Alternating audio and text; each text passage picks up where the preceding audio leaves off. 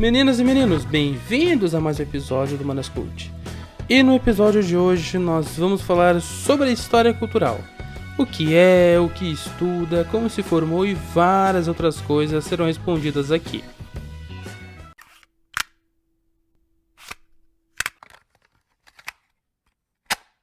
Eu quero frisar, desde já, que o nosso programa quer servir de ponto de partida dessa discussão, e aqui nós não temos tempo de discutir todas as nuances do tema.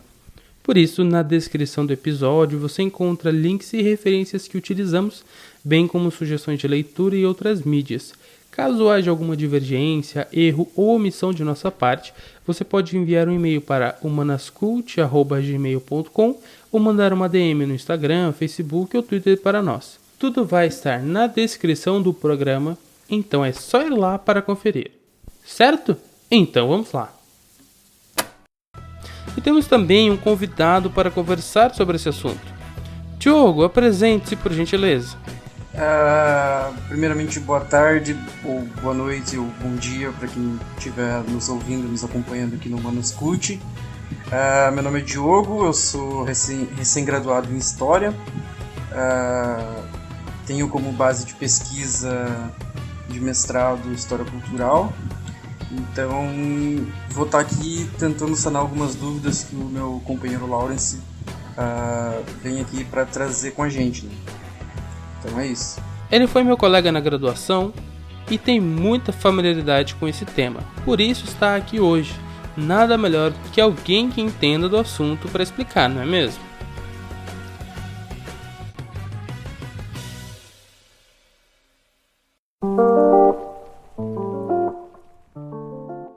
Pois bem, para começar eu queria perguntar para ti, da onde que veio o interesse em estudar a história cultural? É claro, aqui você pode falar sobre suas motivações pessoais, acadêmicas, tudo vale. Bom, eu acho que a primeira motivação ela é pessoal, né? Porque eu sempre fui incentivado desde muito criança a uma cultura de leitura, uma cultura de filmes, uma cultura de jogos. Então isso parte até mesmo de uma trajetória pessoal, né? Minha tia ela é professora, então ela sempre me incentivou a trilhar esses caminhos da cultura e da arte, né? Então acho que após uma longa maturidade intelectual na faculdade eu acabei seguindo algo que também estava relacionado com a minha própria identidade pessoal, mas que no decorrer do curso acabou virando até a minha própria identidade acadêmica. Então, eu acho que parte muito desse lugar pessoal que depois veio através do lugar acadêmico, né? Então, na graduação, esses dois lugares fizeram uma interseccionalidade e saiu daí a minha motivação para estudar história cultural. Bem, antes de mais nada, eu acho que a gente precisa pensar em definir cultura. E, Diogo, como que você acha que a gente consegue definir, de forma breve, né, esse conceito tão caro para nossa análise? Ótimo.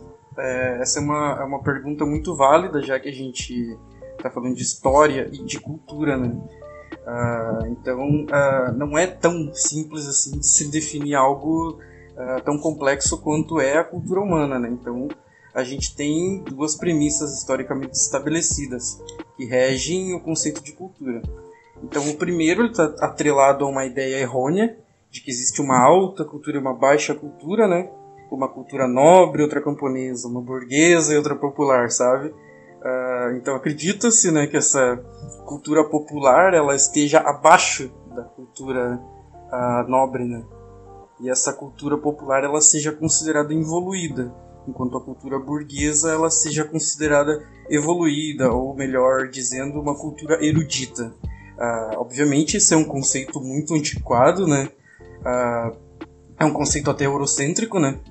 Que tinha como base apenas a manutenção do status quo, no topo da hierarquia social, e atualmente, pelo conceito contemporâneo da antropologia, não se vê mais dessa forma. O que existe são culturas no plural. A segunda premissa de uma maneira introdutória, é que existem várias formas de se definir cultura. Já tomando de empréstimo a própria antropologia, que tem como definição de base, a cultura vai ser o modo de vida global de um povo, ou então o legado social que o indivíduo adquire do seu grupo, ou então um celeiro de aprendizado em comum. E, particularmente, o que eu mais gosto é a que diz que a cultura é um mecanismo para a regulamentação normativa do comportamento. Mas, sobretudo, a forma de se definir cultura, ela está mais atrelada à etnologia, né? Que é a interpretação simbólica dos grupos, né?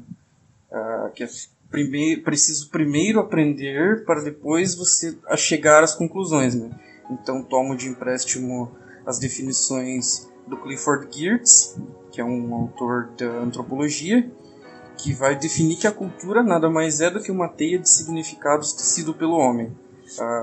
Essa teia ela vai ser criada através de símbolos que se relacionam com outros símbolos numa relação humana recíproca. Então, essas basicamente são as duas premissas relacionadas à definição de cultura. Espero que tenha ficado claro, né? Qualquer dúvida pode perguntar também. Beleza. E o que a gente pode definir como um, entre aspas, ponto de partida dessa historiografia? Ou seja, a partir de quem podemos estudar essa história? Peraí, e aqui deixa eu fazer um adendo para explicar o que significa historiografia. Que nada mais é do que a produção que foi feita sobre um tema a partir de uma teoria ou uma forma de estudo. Ou seja, quais livros, artigos que falam sobre tal coisa, a exemplo da história cultural? Bom, eu acho que, primeiramente, como o próprio Mark Bloch ele traz no clássico Apologia da História, o importante é que não seria delimitar o ponto de partida, né, suas origens, mas acho que sim os momentos de permanências e rupturas dentro dessa historiografia.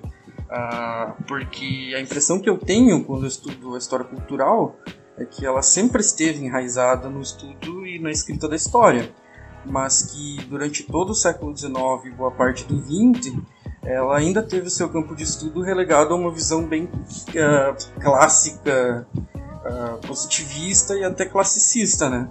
Onde a história ela era tida como um cânone, né? Ou seja, ela era feita através de grandes trabalhos, né, sobre a arte, sobre a filosofia, sobre a literatura, sobre as ciências no geral, sobre a política e sobre a economia, né? Já na abordagem marxista da cultura, existe essa ideia dualista de se separar a cultura burguesa da cultura popular, né? Como a gente disse anteriormente, né? Alta cultura, baixa cultura, e os seus significados ideológicos num contexto de luta de classes, né? Esse espírito, né? Assim, digamos, essa aura cultural, ela certamente foi introduzida na Alemanha devido aos problemas culturais da unificação do Estado da Alemanha, ainda no século XIX, e ela tinha como base ainda os padrões, né? A busca por um padrão, pelo sentimento, por uma formologia que fosse característica de uma época, né? Pode-se compreender esse movimento como o Zeitgeist, né? Esse movimento ele vai estar relegado sobretudo às artes e às literaturas, né? Beleza. Aí eu também quero falar um pouquinho sobre um livro do Peter Burke, um famoso historiador. Ele tem um livro muito sugestivo sobre o tema, que tem como título O que é a História Cultural?, onde ele vai definir uma periodização em 4 fases. Digamos assim, a primeira fase, sendo a clássica, ocorre, segundo ele, entre 1800 e 1950.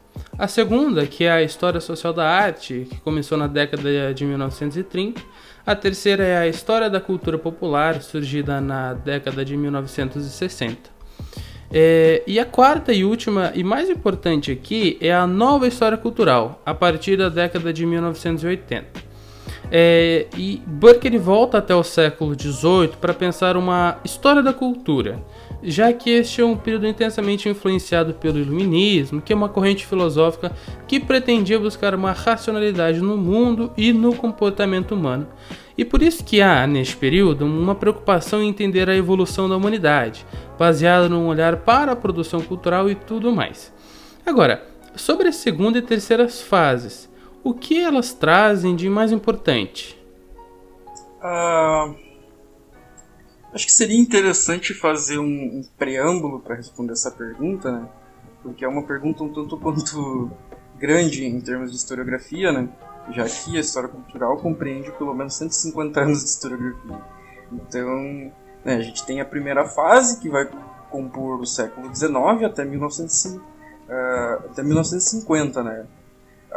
E essa primeira fase ela vai ser voltada a uma visão um tanto quanto clássica e classicista também, né? E eu digo isso no sentido de que a história cultural ela ainda estava voltada às análises de cultura clássica, né? Então, a análise de alta cultura, né? Isso pode ser visto na obra O Processo Civilizador, do Norbert Elias, ou então nas obras do Huizinga, que se atentava a extrair o espírito de uma determinada cultura através dos padrões encontrados, como eu já disse, na arte e na literatura, né? Então, essa abertura do campo ela vai trazer alguns impactos aos momentos seguintes, né? O segundo momento ele vai ser já a história social da arte, né? Que a gente vai ter como pivô desse momento na historiografia os estudos da Escola de Frankfurt.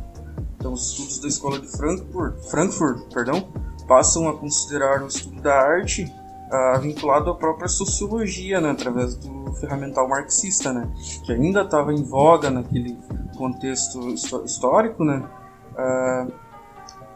e como consequência desses primeiros movimentos da história cultural, que tinham como base os estudos de classe e os estudos clássicos, né. Essa noção ela ainda vai embalar tanto Erwin Panofsky quanto o Theodor Adorno, que ainda pode ser observado através de uma análise cultural a partir dos métodos marxistas, num contexto de luta de classes. Já no terceiro momento, ainda inspirado pelos movimentos marxistas, a gente pode encontrar o que a gente chama de história vista de baixo, que considera o conhecimento histórico a partir de personagens que até então eram secundários à própria história. Eram homens e mulheres comuns. Dessa forma, o estudo ele não vai mais ser relegado, o estudo da história ele não vai mais ser relegado somente aos grandes generais ou então grandes líderes de Estado, né? Aquela versão positivista de história, né? Ou até metódica, né? De que era só preciso ter documento oficial para se ter história, né? Muito voltado ainda aos metódicos alemães, von Ranke principalmente. Então, né, nesse momento, essa história ela era ainda voltada a uma história econômica ou política, né? Aquela grande ideia do cânone histórico, né? Mas nesse segundo momento aqui acredito que o maior símbolo intelectual desse segundo momento da história vista de baixo, a gente tem o Edward Thompson, uma formação da classe operária britânica. Esses três momentos eu acredito que eles são importantes de se atentar às rupturas, né, na historiografia de cada momento, bem como também as aproximações disciplinares que a história passa a fazer, né, que a partir do seu trajeto ela rompe com a história clássica oficial e positivista, e agora ela visa incluir a participação de grupos que antes então eram renegados à condição de não poder ter suas histórias contadas. Outra característica também é considerar a crise do marxismo, que já nos anos 60 lá é um ferramental que não dava conta de garantir os estudos das culturas como um todo. Então esse ferramental ele vai ser revisado e, de certa forma, perdoem-me os marxistas, né, ele vai ser tido como antiquado para a análise cultural, já que agora passa a considerar também as abordagens da linguística e da própria antropologia, e não tão somente a luta de classes, né, como é esse aparato marxista que sempre não, mas que grande parte da historiografia da história cultural sempre teve presente. E acho que agora a gente pode passar a falar sobre a nova história cultural, que, segundo o Burke, tem início na década de 80. E conta pra gente então, de onde que vem esse conceito de uma nova história? Essa é uma pergunta muito interessante, porque a gente parte primeiramente dessa crise do marxismo, né? Porque, como eu disse anteriormente, o marxismo ele já não é capaz de explicar essas multirrelações da vida humana nos seus mais variados aspectos e contexto de existência. Então, o que acontece? É através da aproximação disciplinar, né, já imbuído pela aura dos análises, né, que sempre pregou a aproximação disciplinar com outras ciências, vai ser através dessa aproximação disciplinar da história com a antropologia e com a linguística que vai ser feita essa renovação dos estudos culturais. Então, o primeiro momento de aproximação vai ser a partir do movimento de virada cultural, que passa a considerar todas essas atividades da vida humana, agora, já que teve um boom, né, considerando o pós-guerra, e todos aqueles movimentos de contracultura, os hippies, e a expansão das tecnologias de comunicação, informação, todas essas atividades da vida humana, agora elas passam a ser consideradas como passível de estudo pelos estudos culturais, em especial o historiador, que agora ele olha para a antropologia e para a linguística como um ferramental de se apropriar dessas concepções teóricas e trazer para a história, deixando aquele ferramental marxista já antiquado de lado. Não vou dizer que aqui as relações de consciência de classe, as relações de luta de classes, inclusive, elas sejam jogadas junto. Não, elas ainda permanecem. Só que o ferramental marxista, a partir desse momento, de 1980, ele se torna antiquado.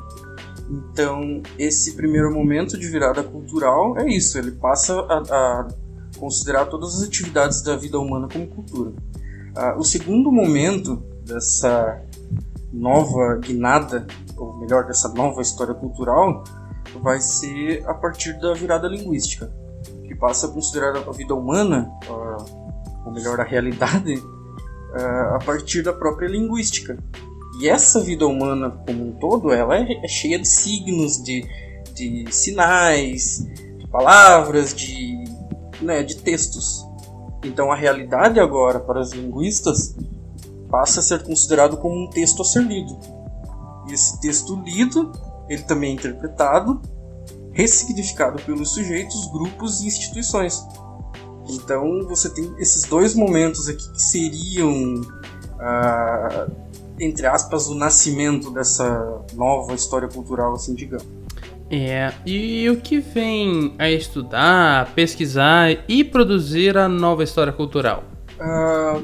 Eu acho que a gente pode voltar para os clássicos, né, para explicar isso. Eu acho que o próprio Mark Bloch é, sem dúvida, alguém que escreveu muito à frente do tempo dele, mesmo antes de todos esses movimentos linguísticos e antropológicos, né, que a virada cultural e a virada linguística acontecerem. Então, ele sempre prezou de que qualquer atividade da vida humana pode ser considerada passível de estudo pela história. Então, na apologia da história, o próprio Mark Bloch ele afirma, né, através da metáfora do ogro, que, abre parênteses, o bom historiador se parece com um ogro, onde ele fareja a carne humana, ele sabe que ali está seu objetivo, né? Então, a história cultural, ela vem com essa ideia de estudar tudo aquilo que é produzido pelo homem, né? Já que, como o próprio Bloch disse, a história é uma ciência escrita dos homens, ou melhor, dos sujeitos, no tempo. Então a história cultural vem para dar conta dessa frase máxima que o próprio Bloch afirmou na Apologia da História. E outra coisa que eu queria perguntar para ti, quais são os objetos de análise dessa teoria? né? Quais são as fontes, da onde que com que consegue se escrever uma história cultural? Essa é uma pergunta muito abrangente, dado o nosso contexto contemporâneo, né? Já que a gente convive com muita tecnologia, muita informação, e da mesma forma isso gera e cria novas interações na vida social, criando novas formas culturais de se interagir. Então, repensando essa premissa, né, da contemporaneidade, a informação e a comunicação, eu acho que isso, junto com a cultura popular, que sempre teve mergulhado em cultura, a própria cultura popular ela vai produzir muita cultura, né? Então me parece que junto com essas duas coisas, tanto a tecnologia de informação, junto com a cultura popular, ela vai renovar essas novas práticas sociais a partir dos seus próprios códigos internos, né? Ainda mais se a gente considerar, por exemplo, não sei, aqui o próprio funk, o rap, né? Num contexto de produção industrial de cultura. O próprio rap e o funk, se analisados em conjunto com antropologia linguística, eles se apresentam como objetos riquíssimos de análise, né?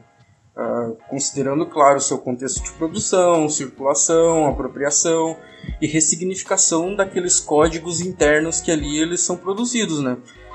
Da mesma forma, junto novamente com esse contexto contemporâneo de tecnologia e informação, eu vejo um grande potencial de estudo os produtos audiovisuais, né? As séries, os filmes, os jogos, né?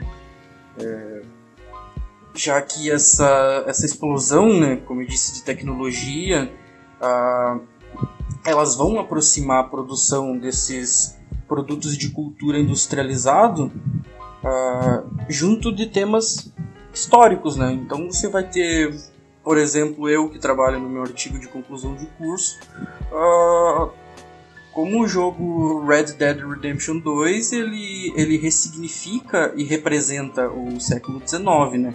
Então vejo com grande potencial tanto a cultura popular brasileira em específico, como obras audiovisuais, dado esse contexto de tecnologia e informação em que a gente vive. Beleza. E agora, me conta, onde é que a gente pode ver esse tipo de coisa em prática? Algum livro, artigo ou trabalho que você possa comentar para exemplificar? Sim, claro, com certeza. Eu acho que eu posso até passar isso numa perspectiva historiográfica, já que você mencionou essas fases do que seria a história cultural. Eu acho que a primeira fase, principalmente, né, que compõe o século XIX até a década de 50, a gente pode ter como fonte desse momento as obras do Norbert Elias. Norbert Elias, ele vai produzir história cultural sem querer, mas ele vai produzir história cultural, que a gente pode ver através do processo civilizador, né? E também na obra A Solidão dos Moribundos. Agora, no segundo momento, a gente pode usar para contextualizar aquele ferramental marxista da sociologia vinculado ao estudo da arte. Esse segundo momento a gente pode usar como base os estudiosos da escola de Frankfurt, principalmente o Theodor Adorno e o Horkheimer, né? Que você ainda observa dentro das análises culturais deles, a partir do jazz principalmente, que é clássico nos anos 30, toda a análise da ideologização em cima dos objetos culturais, ainda com aquela ideia de que a alta cultura produz para ideologizar as camadas populares, de que eles são baixos e quem produz é erudito. Então, Nesse segundo momento aqui a gente tem a Escola de Frankfurt como base para entender esse momento.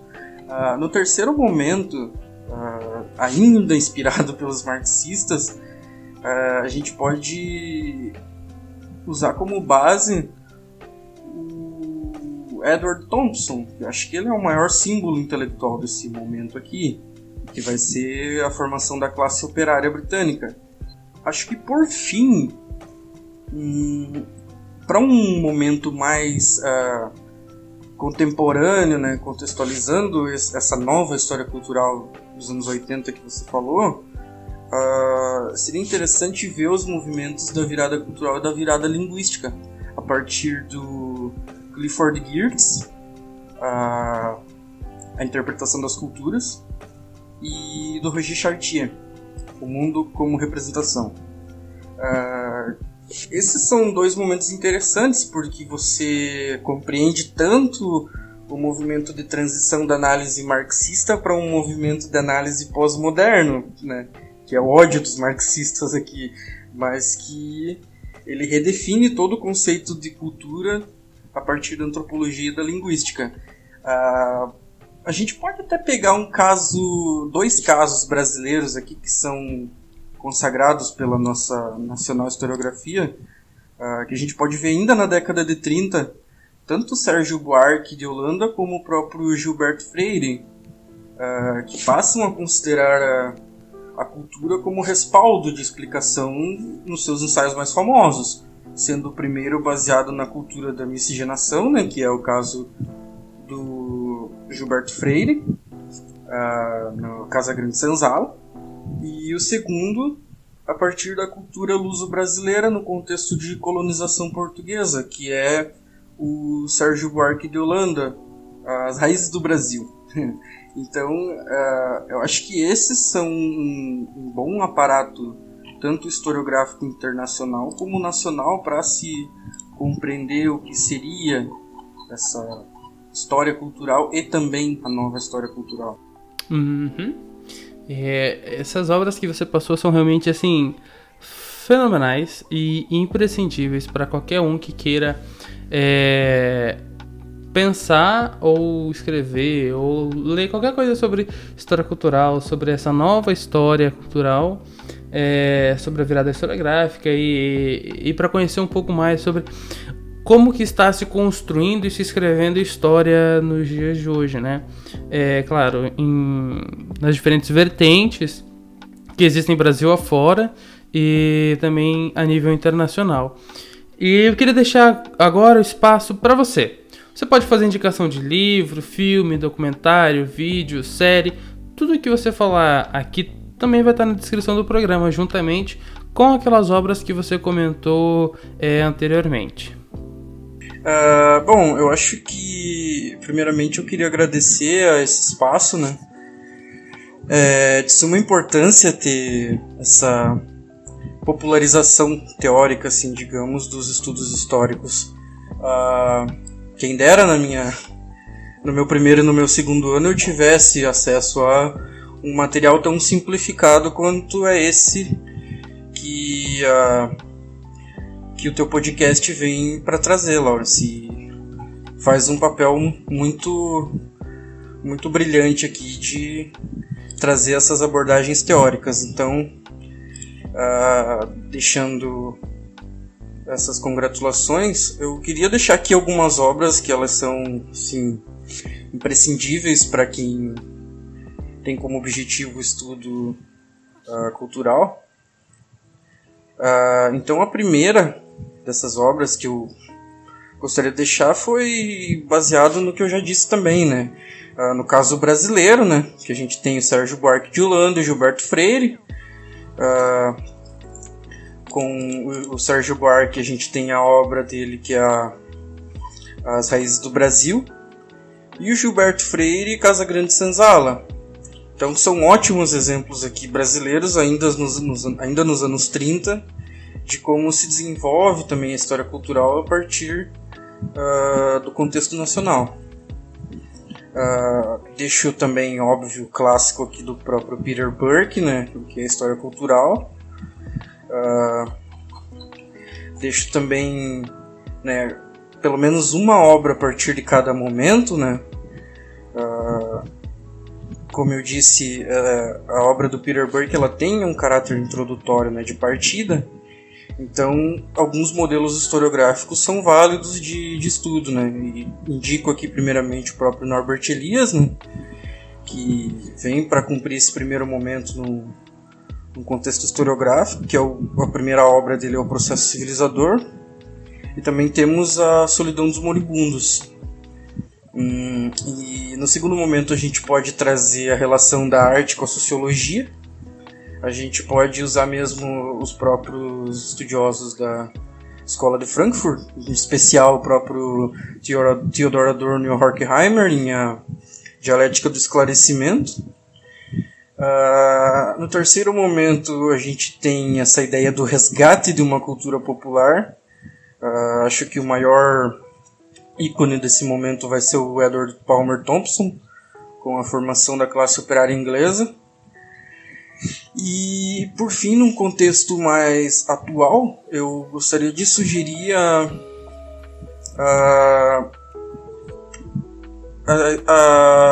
as obras do Clifford Geertz e do Roger Chartier. São duas obras que a gente pode ver tanto a história cultural, a virada cultural, como a virada linguística a partir dessas produções. E elas, através da leitura delas, a gente pode entender esse movimento de transição das análises marxistas para uma análise mais pós-modernas, né? Que vão ser feitas através dessas redefinições conceituais de cultura e linguística. No mais, também eu gostaria de deixar aqui algumas obras audiovisuais, né? Eu acho que, como eu disse no começo, é importante que a pessoa que se interesse por história cultural ela esteja imbuída com essa ideia de cultura, né? Ela gostar de música, de série, de filmes, de danças, gostar do povo. Então é isso.